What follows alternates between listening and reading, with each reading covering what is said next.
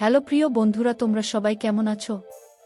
আশা করছি সকলেই অনেক ভালো আছো। বন্ধুরা, আমি তোমাদের প্রিয় আপুকেয়া। আজকের এই ইন্টারেস্টিং গল্পটি শুরু থেকে শেষ পর্যন্ত দেখলে তোমরা দারুণ মজা পাবা। তো চলুন শুরু করি। প্রতিদিনের মতোই আজও আমি কাকির বাড়িতে খাবার আনতে গিয়েছিলাম। বাড়িতে ঢুকে দেখি কাকি একটি নাইট ড্রেস পরে চেয়ারে বসে আছেন। তাকে খুব সুন্দর লাগছিল। আমি কাকিকে খাবার প্যাক করতে বললাম। কাকি হেসে বললেন, খাবার পরে নিয়ে যেও, তার আগে একটু আমার পায়ের ব্যথা কমিয়ে দাও। আজ কেন জানি আমার পায়ে বেশ ব্যথা করছে। আমি কিছুটা অবাক হয়ে বললাম, কাকিমা এটা আপনি কি বলছেন? কাকিমা মৃদু হেসে বললেন, চিন্তা করো না, এখানে কেউ নেই। আর তোমার কাকা ও দোকানে আছেন। আমি সেখানে বসে কাকির পায়ের ব্যথা ম্যাসাজ করতে শুরু করলাম। তখন তিনি হাসি মুখে বললেন, আচ্ছা রাহুল, তোমার কি এমন কোনো বন্ধু আছে যাকে তুমি খুব পছন্দ করো? আমি একটু অবাক হয়ে বললাম, কাকি আপনি কি বলতে চাইছেন ঠিক বুঝতে পারছি না। কাকি হেসে বললেন, বোকা ছেড়ে জানতে চাচ্ছিলাম তোমার কোনো ঘনিষ্ঠ বন্ধু আছে কিনা। আমি হেসে বললাম, কাকি আমি তো সেরকম কিছু ভাবিনি। কাকি তখন বললেন, তাহলে কি এখনো একেবারে একা আছো? তার এই প্রশ্নে আমি কিছুটা লজ্জিত হলাম। কাকি মৃদু হেসে বললেন, কখনো কি মনে হয় না জীবনে কিছু আনন্দ নিয়ে আসা উচিত? আমি দ্বিধাগ্রস্ত হয়ে বললাম, কাকি বুঝতে পারছি না। আপনি কি বলতে চাইছেন? কাকি মৃদু হেসে বললেন, বোকা ছেলে, এত ভালো দেখতে হয়েও ভাবনা তোমার বাচ্চাদের মতো। আজ আমি তোমাকে কিছু বিষয় শেখাবো। এই বলে চাচি আমাকে তার ঘরে নিয়ে গেলেন। বন্ধুরা, আজকের গল্পটা বেশ স্পেশাল। আশা করছি গল্পটা তোমাদের ভালো লাগবে। যদি ভালো লাগে তবে ভিডিওটি লাইক, শেয়ার এবং চ্যানেলটি সাবস্ক্রাইব করতে ভুলবে না। আমার শৈশবটা কিছুটা কষ্ট করছিল। পারিবারিক অবস্থার জন্য দূরে আত্মীয়দের কাছে কাজ করতে এসেছি।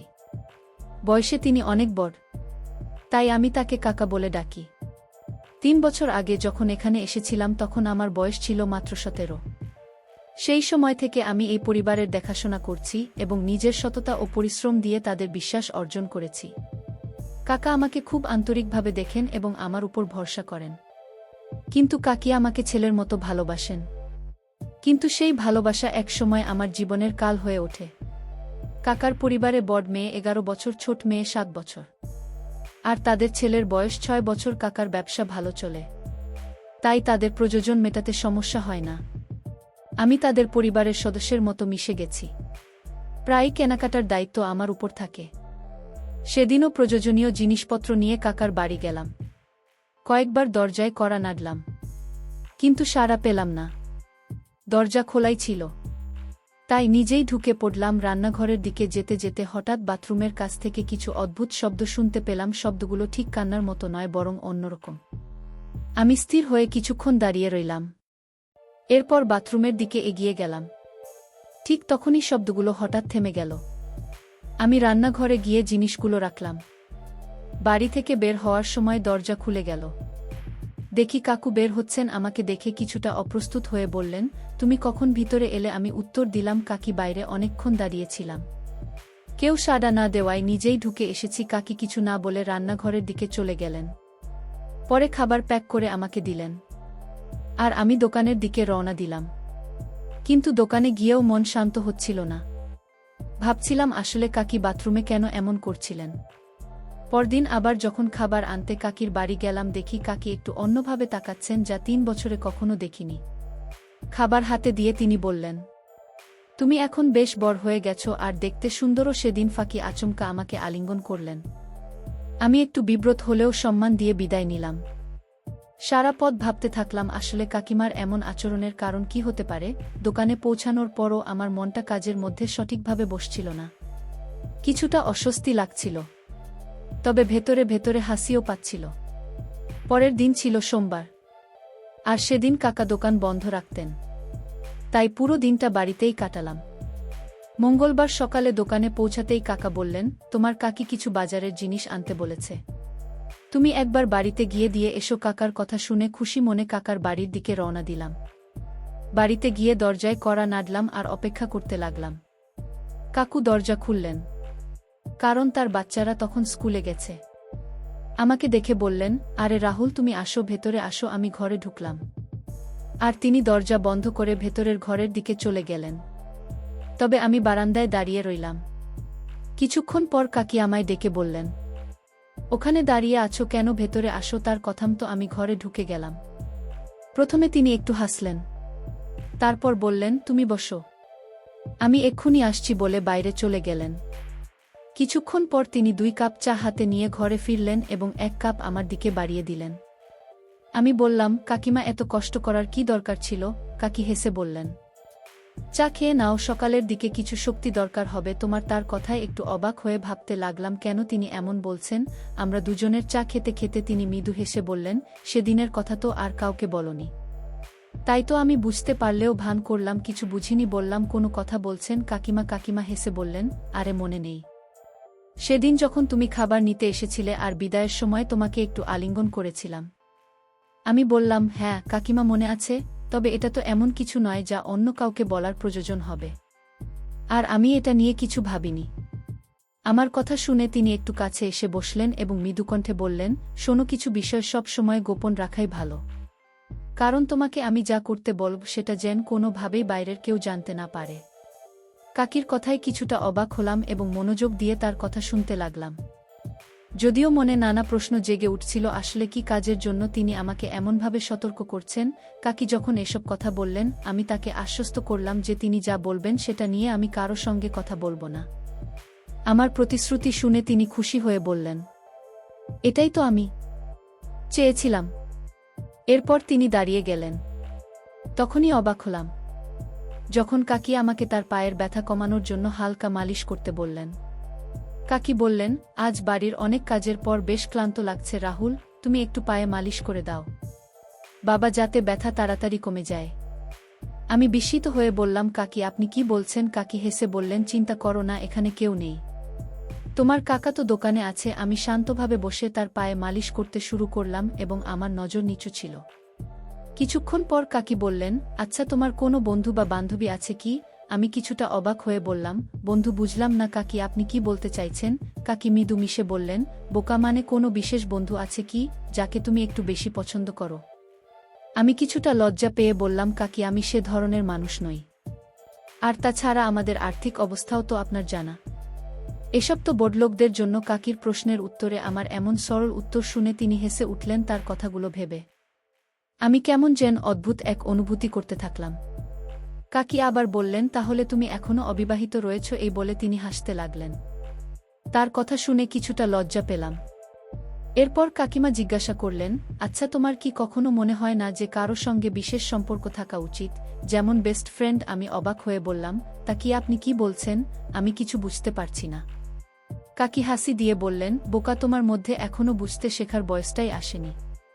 তুমি তো দেখতে শক্ত সামর্থ্য, কিন্তু মনটা এখনো বাচ্চাদের মতো। কাকির কথায় কিছুটা অস্বস্তি অনুভব করছিলাম। বললাম, কাকি দেরি হয়ে যাচ্ছে, দোকানে যাই। কিন্তু কাকি হেসে বললেন, এত তাড়াহুড়ো কিসের, একটু বসো। এই বলে আমাকে কাছে টেনে নিয়ে বললেন, তুমি কি জানো তোমার কাকা কত? আমাদের মধ্যে বয়সের কত ফারাক? এই বলে কাকি একটু নীরবে আমার দিকে তাকালেন এবং বললেন, পায়ে একটু ব্যথা হচ্ছে, তাই একটু তেল দিয়ে মালিশ করে দাও। আমি কিছুটা সংকোচ বোধ করলেও তার কথায় সম্মতি জানালাও। তিনি তখন আরাম করে বসে বললেন, শরম কিসের, একটু তেল দিয়ে মালিশ করে দাও, আজ বাড়ির অনেক কাজ করেছি তো। তার সরল হাস্যোজ্জ্বল কথাগুলো শুনে কিছুটা দ্বিধায় ছিলাম। কাকি আমার চুলে আলতো করে হাত বুলিয়ে বললেন, তোমার কাকা তো সারাদিন কাজ করে ফিরে এসে ঘুমিয়ে পড়েন। আমার কথা ভাবেন না, আমি এখনো বেশ তরুণী। আমার জন্য তো জীবনে কিছু আনন্দ থাকা উচিত। বলো। কাকির কথা শুনছিলাম, তবে পুরোটা যেন মাথায় ঢুকছিল না। হঠাৎ তিনি আমার হাত ধরে পাশে বসিয়ে নিলেন। তার পাশে বসে থাকতে অদ্ভুত এক অনুভূতি হচ্ছিল এবং তার নানা কথা শুনে ভেতরে অস্বস্তি কাজ করছিল। এক সময় অনুভব করলাম যেন নিজেকে পুরোপুরি সামলে রাখতে পারছি না এবং অস্থিরতার মাঝে একটু ঘামতে শুরু করলাম। তবে কাকির মুখে আনন্দের আভাস স্পষ্ট ছিল। তিনি হাসি দিয়ে বললেন, অনেকদিন পর মনে হচ্ছে মনটা একটু শান্তি পেল তোমার সাথে কথা বলে। রাহুল, তুমি নিশ্চয়ই ভালো আছো? তার এই প্রশ্নের জবাবে আমি নিরুত্তর থেকে নিজের দিকে তাকিয়ে রইলাম।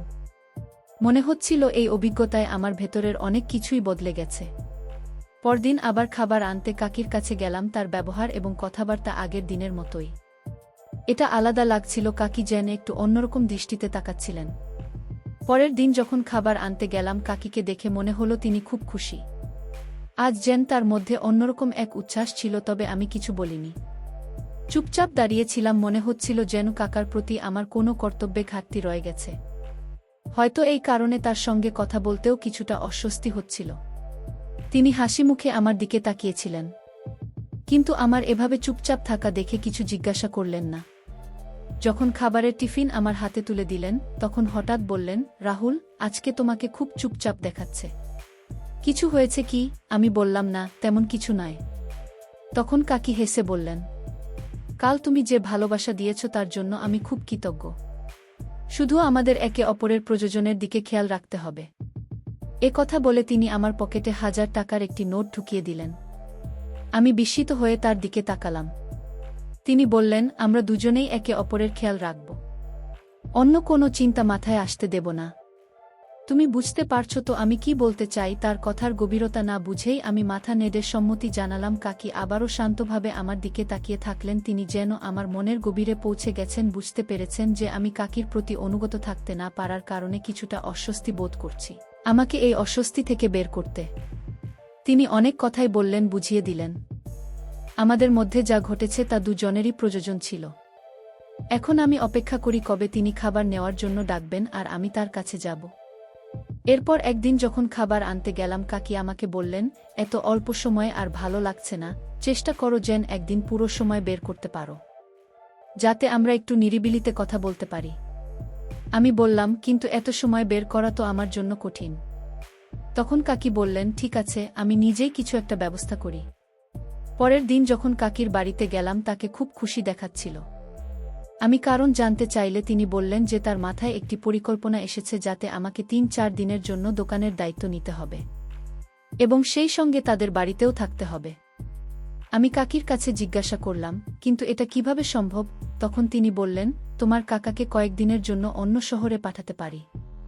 তার বড় ভাই বেশ কিছুদিন ধরে অসুস্থ, আর তোমার কাকা দোকান এবং বাড়ির দায়িত্ব থাকার কারণে সেখানে যেতে পারছেন না। আমি দোকানের সব কাজ ভালোভাবে জানতাম, আর বাড়িতে থাকা আমার জন্য কোনো সমস্যা ছিল না। তাই আমি রাজি হয়ে গেলাম। কাকি বললেন, ঠিক আছে, আমি আজ রাতেই তোমার কাকার সঙ্গে কথা বলবো। তবে যদি তিনি তোমাকে কিছু জিজ্ঞাসা করেন, এমনভাবে বলো যেন তুমি আগে কিছুই জানো না। বিশ্বাসটা যেন নতুন করে শুনলে মনে হয় আমি তাকে আশ্বস্ত করলাম, আপনি চিন্তা করবেন না, আমি ঠিক এমনটাই করব। পরদিন যখন দোকানে গেলাম, কাকা আমাকে কাছে ডেকে বললেন, তুমি কি আমার অনুপস্থিতিতে দোকানটা সামলাতে পারবে? আমি অবাক হয়ে জিজ্ঞাসা করলাম, আপনি কি কোথাও যাচ্ছেন? তিনি বললেন, হ্যাঁ, 2-3 দিনের জন্য অন্য শহরে যাচ্ছি। আমি তাকে নিশ্চিত করে বললাম, আপনি নিশ্চিন্ত থাকুন, আমি দায়িত্ব নিয়ে সব সামলে নেব। তিনিও তেমনি ভরসা করছিলেন, কারণ জানতেন আমি সব কাজ বুঝি।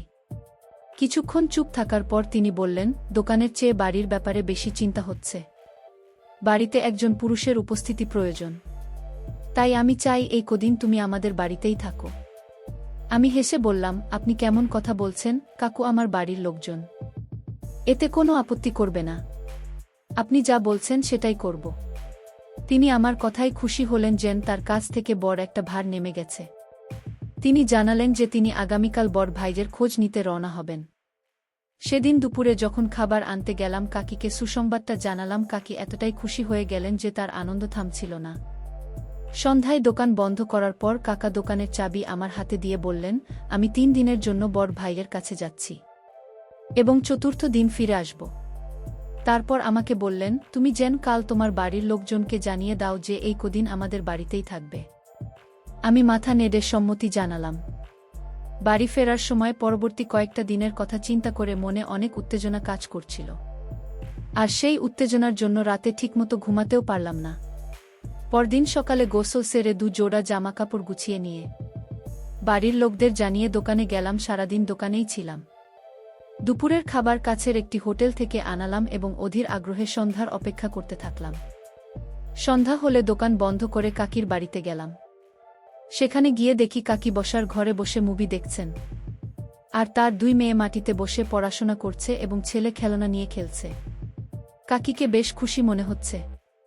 প্রথমেই দোকানের সমস্ত হিসেবে কথা কাকিকে জানিয়ে দিলাম এবং সমস্ত টাকাও তার হাতে তুলে দিলাম। তারপর কাকি আমার হাতে দোকানের টাকার হিসেব নিয়ে নিলেন এবং আমার জন্য খাবার গরম করে টেবিলে সাজিয়ে দিলেন। আমি খাওয়া শেষ করার পর কাকি পাশের সোফায় এসে বসে পড়লেন। তিনি বললেন, এই বাড়িটা নিজের মতো করে ভাবো। কাকার বড় মেয়ে বইয়ের পাতার ফাঁক দিয়ে বারবার আমার দিকে তাকাচ্ছিল। কাকির সন্তানরা আমাকে চিনত এবং আমার সঙ্গে বেশ স্বাচ্ছন্দ্য বোধ করত। তবে এটা প্রথমবার তাদের বাড়িতে রাতে থাকতে আসায় তারা হয়তো কিছুটা অবাক ছিল। কাকার বড় মেয়ে বেশ বুদ্ধিমতী। সে জানত তার বাবা বাড়িতে নেই। তাই আমি এখানে থাকব, যতদিন না তিনি ফিরে আসেন। আমি কিছুক্ষণ বসেছিলাম। হঠাৎ কাকার ছেলে তার খেলনা ফেলে আমার কোলে উঠে এল। কিছুক্ষণ খেলার পরেই ঘুমিয়ে পড়ল কাকিমা। ছেলেটিকে নিতে আমার কাছে এলেন। আমি কাকির মেয়ের দিকে তাকালাম। ভাবলাম সে কি মায়ের এই ঘনিষ্ঠতা লক্ষ্য করছে কিনা, তবে সে নিজের কাজেই ব্যস্ত ছিল। ছেলেটিকে কোলে তুলে নিয়ে কাকি বললেন, চলো তোমার ঘরটা দেখিয়ে দিই। আমি চুপচাপ উঠি তার পেছনে চললাম। তিনি প্রথমে তার ছেলেকে নিজের ঘরে শুইয়ে দিলেন। তারপর এক ঘর ছেলে পাশের দরজা খুলে বললেন, এটাই তোমার ঘর। কাকি হাসি মুখে বললেন, এখানে কেউ তোমাকে বিরক্ত করবে না, শুধু আমি ছাড়া। একটা বলে তিনি চোখ টিপে দিলেন। আমি মৃদু হেসে তার দিকে তাকালাম। পাশের ঘরটাই ছিল তার মেয়েদের থাকার ঘর। ঘরটা দেখে আমরা আবার ড্রয়িং রুমে ফিরে এলাম। কাকি আর আমি বিভিন্ন বিষয়ে গল্প করতে করতে সময় কাটালাম। রাত 10টার দিকে কাকি তার মেয়েদের ঘুমাতে যেতে বললেন। আমিও ঘুমানোর কথা বলে উঠে দাঁড়ালাম। যদিও সত্যি ঘুমানোর ইচ্ছা ছিল না, মেয়েদের দেখানোর জন্য ঘুমানোর ভালো করেছিলাম। আমি নিজের ঘরে শুয়ে পড়লাম। কিন্তু রাত প্রায় 12টার দিকে দরজায় হালকা শব্দ শুনে অবাক হয়ে দেখি কাকি ঘরে ঢুকেছেন। কাছে এসে বললেন, আমার ঘরে একটু এসো। তিনি আমাকে তার ঘরে নিয়ে গেলেন এবং দরজাটা বন্ধ করলেন। কিছুক্ষণ পরে কাকা আচমকা ঘরের এক কোণ থেকে বেরিয়ে এলেন। কাকা এসে আমার দিকে রাগী চোখে তাকালেন এবং পাশে দাঁড়িয়ে থাকা কাকিকে সরিয়ে দিলেন। কাকা কিছুদিন ধরেই আমাদের উপর সন্দেহ করছিলেন, যদিও তার সন্দেহের কারণটা তখনও পুরোপুরি বুঝতে পারিনি। প্রায় দোকানে খাবার পৌঁছে দিতে আমার একটু দেরি হয়ে যেত। তবে সেটা নিয়ে যে কাকা এতটা সন্দেহ করবেন তা ভাবতে পারিনি। তিনি আমাদের প্রতিটি পদক্ষেপের দিকে নজর রাখছিলেন এবং পরিস্থিতি বোঝার চেষ্টা করছিলেন। একদিন রাতে যখন আমরা একসঙ্গে কথা বলছিলাম, তখন কাকা হঠাৎ আমাদের সামনে এসে দাঁড়ালেন। কাকা প্রচণ্ড রেগে গিয়ে আমাকে ধমক দিলেন, তুমি এই মুহূর্তে বাড়ি ছেড়ে বেরিয়ে যাও। তার চোখে এক ধরনের হতাশা ও প্রচণ্ড ব্যথার ছাপ স্পষ্ট ছিল, যেন আমার প্রতি তার সকল বিশ্বাস হারিয়ে গেছে। কাকি বিস্ময়ে তাকিয়ে রইলেন। মনে হচ্ছিল এই দৃশ্যটি তার কাছে সম্পূর্ণ অচেনা।